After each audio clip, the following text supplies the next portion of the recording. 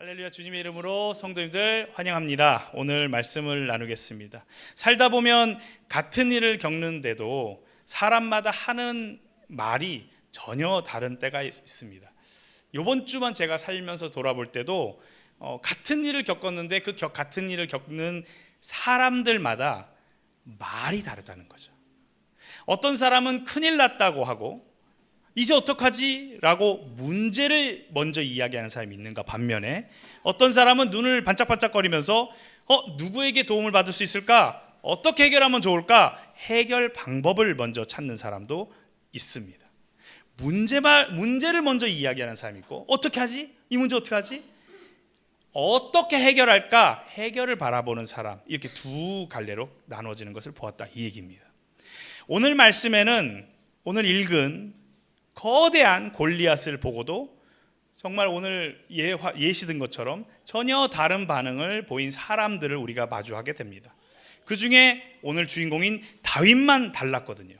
왜 다윗만 달랐을까? 이것이 오늘 말씀의 핵심입니다. 오늘 말씀은 이 질문에 대한 답이 우리에게 큰 도움이 되고 살아가는데 하나님의 말씀으로 힘을 얻을 줄 믿습니다. 오늘 말씀의 시기는 읽었듯이 전쟁 중입니다. 블레셋, 엄청나게 당시에 덩치도 크고 굉장히 큰 사람들 종족인 건 확실해요. 그러니 그 중에 당시에 우리도 다 아는 골리앗이라는 사람은 성경에 따르면 약 3m에 가까운 거대한 장군이었습니다. 군대도 우리보다 무기가 강력하고 훈련되고 수도 많아서 무서운데 장군은 어떻게 해볼 수 없을 정도로 너무 큰 거예요. 그런 것처럼 골리앗이 나오면 이스라엘에서도 누군가 나가서 싸워야 되는데 아무도 나갈 사람이 없어서 그냥 두려움에 떨면서 바라보고만 있는 그런 상황이었습니다. 거대한 적군이 이스라엘 전체를 두려움에 빠뜨린 것을 넘어서서 특히나 그 장군으로 나왔던 골리앗이 하나님 욕을 하는데도 하나님 욕하는 거에 대한 화를 내기는커녕 떨고만 있는 것이 지금 그때의 이야기입니다. 23절을 다시 한번 소리내서 읽어볼까요? 23절. 다윗이 형들과 이야기하고 있는 동안에 마침 블레셋 사람 쪽에서 가드 사람 골리앗이라는 장수가 그 대열에서 나와서 전과 똑같은 말로 싸움을 걸어왔다. 다윗도 이 소리를 들었다. 여기서 정말 놀라운 부분은 이런 두려운 상황에서도 수많은 그 군인으로 불려와 있는 이스라엘 백성이 관심을 두고 있는 것이 어떻게 하면 살아나가지? 어떻게 하면 저 장군을 이겨서 죽여서 우리가 전쟁에서 이기지? 이런 게 아니라는 것이 놀라운 사실입니다. 25절 한번 같이 소리내서 읽어볼까요? 25절. 저기 올라온 저자를 좀 보게. 군인들이 서로 말하였다. 또 올라와서 이스라엘을 모욕하고 있어. 임금님은 누구든지 저자를 죽이면 많은 상을 내리실 뿐 아니라 임금님의 사위로 삼으시고 그의 집안에는 모든 세금을 면제로 주시겠다고 하셨네. 놀랍게도 그들이 입에 올리고 있는 내용은 하나님도 전쟁도 아니면 여기서 살아나가는 것도 아니었습니다. 왕이 내건 포상, 재물, 공주의 남편, 면세 혜택을 입에 담고 있습니다. 그런데 진짜 생각해보면 정작 이런 것에 관심을 둔다 한들 나가서 이기지 못하고 나가서 싸워서 그를 쓰러뜨리지 못하면 이걸 얻을 수 있나요? 얻을 수 없는 거예요. 그러니까 이 얘기하는 이 말은 내게 아니에요. 내게 아닌데도 이야기가 그런 이야기만 하고 있는 거죠. 24절 한번 읽어보겠습니다. 24절. 이스라엘 사람들은 그를 보고 무서워하며 모두 그 사람 앞에서 달아났다. 이 지금 그 사람이 골리앗이죠. 골리앗이 그냥 우리가 지나가다가 2m 정도 되는 사람만 봐도 위압감을 느끼는데 3m란 말이죠. 그럼 키만 3m가 아니고 옆으로도 얼마나 크겠어요. 여기 성경에 이전에 이제 기록된 것으로 보면 창의 길이, 무게, 방패의 크기, 무게 나오는데 오늘날 건장한 남자들이 들 수 없는 지경의 무게란 말이죠. 그러니까 정작 눈앞의 두려움으로 이런 거를 얻어볼 생각은 하지 못하고 도망치는 상황이 연출되면서도 그 상황에서 그들이 하는 입에 맺히는 말은 뭐 얻을까? 공주의 공주의 남편이 된대, 뭐 아니면 면세 혜택이 때 이런 얘기만 하고 있다라는 거죠. 그러면 이 얘기를 좀 약간 이전으로 돌려서 우리가 지난번 설교 제가 말씀 나눌 때 사무엘이 왕을 새로 기름 붓기 위해서 다윗의 형들 쭉 면접을 봤단 말이에요. 첫 번째 아들이 엘리압이라고 해서 엘리압이 나타났을 때 우와 저 사람이 왕이 될 사람이다라고 쳐다봤다는 건 덩치도 크고 눈빛에 정말 힘이 있고 이런 사람이었겠죠. 그랬던 엘리압을 포함해서 6 형들조차도 그때 왕이 되지 못했던 이유를 우리가 읽었는데, 오늘 보면 그렇게 사무엘이 그 대단한 선지자 사무엘조차도 우와 이 사람이 왕이다라고 했던 그 엘리압조차도 오늘 이 순간에 무슨 말을 하고 있는지 성경을 통해서 우리가 발견하길 바랍니다. 28절 한번 읽어보겠어요. 28절 다윗이 군인들과 이렇게 이야기하는 것을 맏형 엘리압이 듣고 다윗에게 화를 내며 꾸짖었다. 너는 어쩌자고 여기까지 내려왔느냐? 들판에 있는 몇 마리도 안 되는 양은 누구에게 떠맡겨 놓았느냐? 이 건방지고 고집센 녀석아, 내가 전쟁 구경을 하려고 내려온 것을 누가 모를 줄 아느냐? 이 이전의 이야기 보면 다윗의 아버지가 엘리압을 비롯해서 삼마까지 세 번째 아들까지 전쟁터에 나가 있으니까 그들을 위해서 보급품을 제공하라고. 옛날에는 오늘날 군대가 아니잖아요. 그러니까 군인 가족들이 음식이나 이런 것들을 제공했나 봐요. 그래서 다윗에게 그 전쟁터로 내몬 거예요. 그러니까 사실은 다윗은 목숨도 걸었고 형들의 도움을 주기 위해서 온 거잖아요. 그런데 지금 오늘 엘리압이 하는 말을 보십시오. 화가 가득 나 있죠. 그리고 짜증이 가득하잖아요. 엘리압이 왜 다윗에게 화를 냈을까요?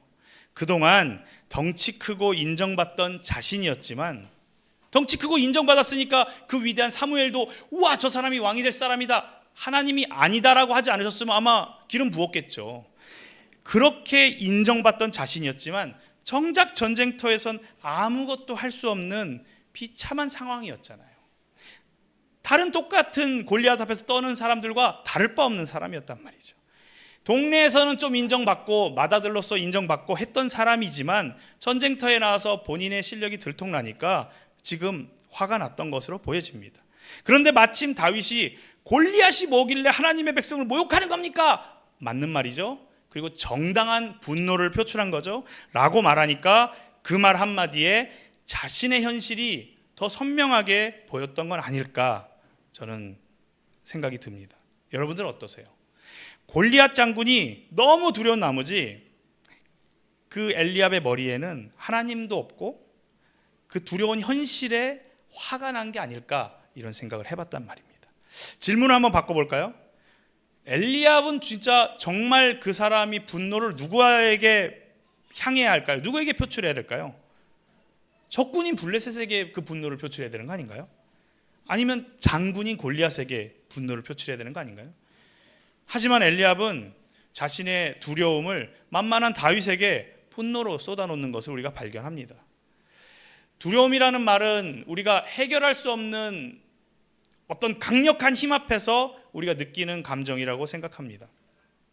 두려움을 그래서 이길 방법은 그 내 앞에 있는 강력한 상대보다 더 강해지면 두려움이 없어져요. 그죠? 내 앞에 엄청나게 강력한 존재가 있는데 그 강력한 존재보다 더 강해지면 두렵지 않아요. 그래서 수많은 자녀들이 부모님보다 커지면 왜 이러세요? 이렇게 손목을 잡는 그 연출이 되는 이유가 왜 그런가 하면 예전에 내가 부모님보다 작았거든요. 근데 어느 순간 부모님보다 커지면 조금 머리 컸다고 부모님한테 그렇게 하죠. 그게 무슨 얘기냐? 두려움은 내가 상대보다 커졌다고 느꼈을 때 그 두려움이 없어지는 거예요. 그런데 또 한 방법이 있습니다. 두려움을 이길 수 있는 방법은, 여전히 그 두려운 상대보다 내가 약할 때는 두려움을 이길 수 있는 방법은 그 상대보다 더 강력한 존재에게 의지하면 두려움이 없어집니다. 맞죠? 그래서 또 이것도 부모님인데 친구들한테 괴롭힘 당할 때 누구 찾죠? 엄마 찾는 거죠. 왜요? 엄마는 친구보다 세다고 내가 믿으니까. 그래서 두려움을 이겨내고 엄마를 붙고 아빠를 찾는 겁니다. 상대보다 강해지거나 상대보다 강한 누구에게인가 의지하는 것이 두려움 앞에 선 사람들의 선택지거든요.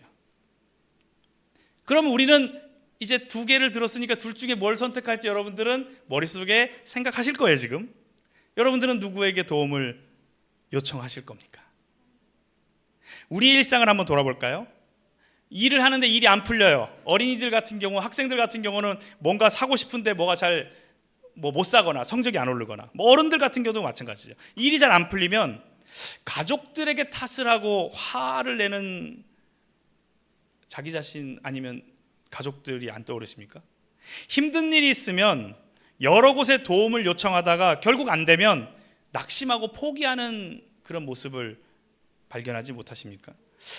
이런 일들이 당시 블레셋 앞에 이스라엘 백성들처럼 오늘날 우리도 매일 겪는 일상이라고 생각합니다.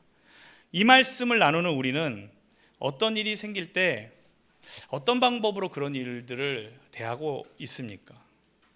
우리는 도움을 요청할 대상에 관심을 두고 있습니까? 선택을 해야 되는데 선택조차 안 하고 있습니까? 아니면 내가 해결해 보려고 발버둥 칩니까? 아니면 도움을 요청할 대상에게 관심을 두고 도움을 요청할 대상과 씨름하고 있습니까? 그 해결 답은 성경에서 찾아야죠. 그래서 오늘 다윗이 하는 말에서 찾기를 축복합니다.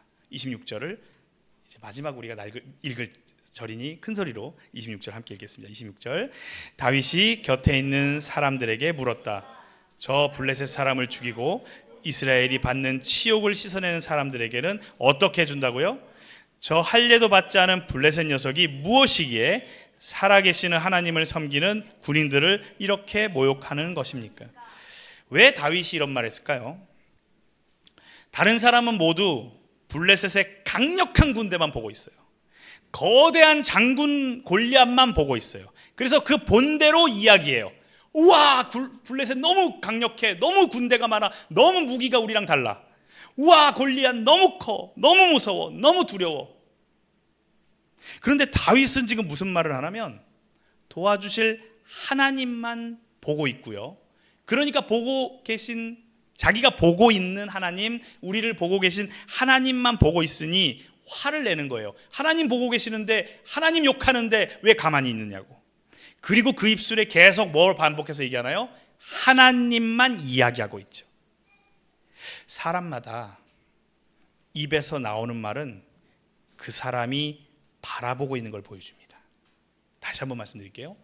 사람마다 그 사람의 입에서 나오는 말은 그 사람이 지금 바라보고 있는 것을 보여줍니다. 그래서 믿음은 말에서 먼저 드러납니다. 저 사람이 믿음이 있는지 없는지를 우리가 알 수 있는 방법이 있어요. 한순간 그 사람이 힘들다고 한순간 이야기를 뭐 하는 거 말고요. 쭉 1년, 2년을 보면 그 사람이 주로 하는 말이 무엇인지 보면 됩니다. 그게 뭐냐? 이스라엘 백성은 지금 골리앗만 말하고 있어요. 블레셋만 말하고 있어요. 그리고 곁다리로 혜택을 조금 얘기하고 있어요. 하나님에 대해서는 아무도 얘기하지 않고 있습니다. 다윗은 하나님만 말했어요. 우리는 이 차이를 발견할 수 있어야 합니다. 이스라엘 백성도 하나님의 백성이고 다윗도 하나님의 백성인데 누가 축복을 받고 누가 하나님의 능력을 힘입는지는 하나님을 바라보고 있는지 아닌지가 중요하지 않겠느냐를 지금 보여주고 있는 거죠. 사실 여러분, 이스라엘이란 이름 자체가 무슨 뜻일까요? 지금 이 내용에 맞는 뜻이잖아요. 이스라엘이란 이름은 야곱 사건 때 야곱이 하나님과 씨름해서 하나님을 막 이겨먹었다 이런 거 아니지만 하나님과 끝까지 씨름해서 그 하나님의 축복을 얻어내는 그 사건을 통해서 하나님은 승리를 주신다, 내지는 하나님과 함께 승리한다라는 그 의미를 주셨는데, 그래서 야곱이 이름이 이스라엘로 바뀌고 그래서 이스라엘 백성이 된 거잖아요. 그런데 그 이스라엘이라는 그 뜻이 하나님이 승리를 준다는 그 뜻에서 머무르지 않고 그 야곱 사건을 통해서 하나님께 끝까지 매달리고 하나님과 씨름하듯이 끝까지 붙들고 하나님 안에서 그 승리를 얻어내는 백성을 뜻하게 되는 그 확장의 의미를 우리는 기억해야 됩니다. 두려움의 대상은 분명히 존재합니다. 저도 두려운 일이 날마다는 아니지만 정말 잊을만 하면 계속 생겨요.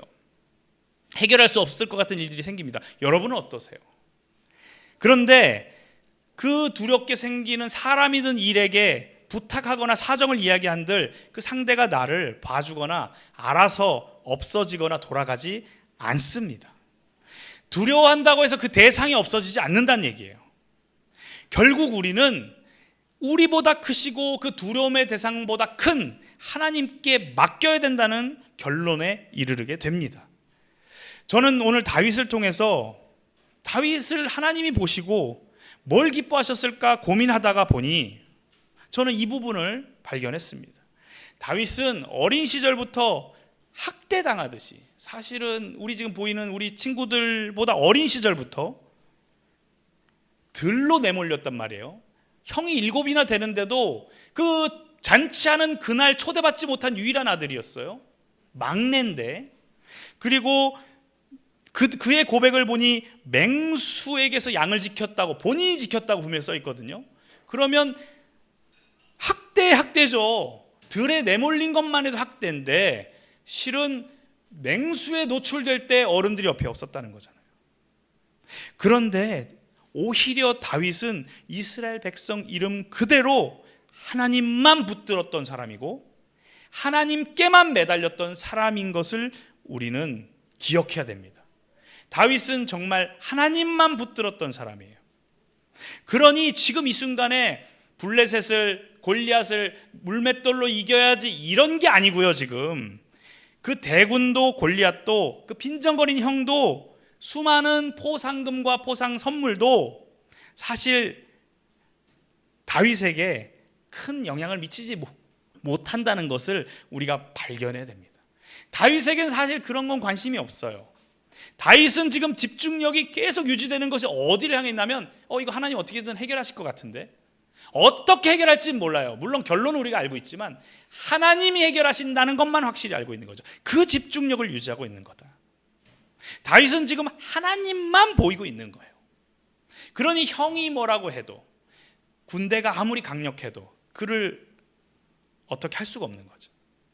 그냥 그대로 그동안 해왔던 대로 한 거예요.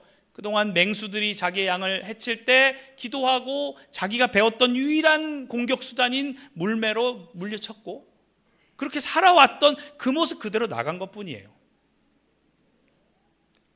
그리고 그 결과를 우리는 알고 있습니다. 물매를 던져서 골리앗이 죽었죠. 오늘 말씀을 이제 정리해 보겠습니다. 문제를 보는 건 누구나 할 수 있습니다. 어려운 일만 보는 건 누구나 할 수 있습니다. 저거 어떻게, 염려는 누구나 할 수 있습니다. 걱정하고 두려워하는 것 누구나 할 수 있습니다.